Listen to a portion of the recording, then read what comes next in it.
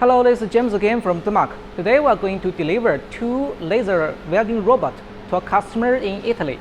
And you can see this one is a MIG welding robot. You can take a close look. So this is the MIG welding, and it's very flexible and it can do some welding. So it can save a lot of manpower. Yes. And this one is a laser welding robot. You can take a close look. So this is Eastern brand, which is the most famous in China. Yes, so it has 6 axes. And here this is a welding part, and you can open the door. This is a laser source, the Max, which is very famous in China, and this is water cooler.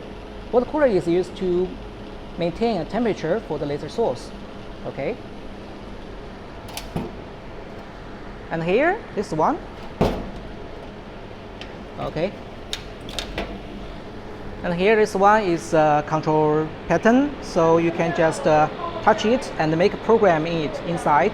So you can just use it to control the motion of the robot. And here, this one, there is a screen. Thank you for your time. If you are interested about more information like the control panel and the operation, please contact me.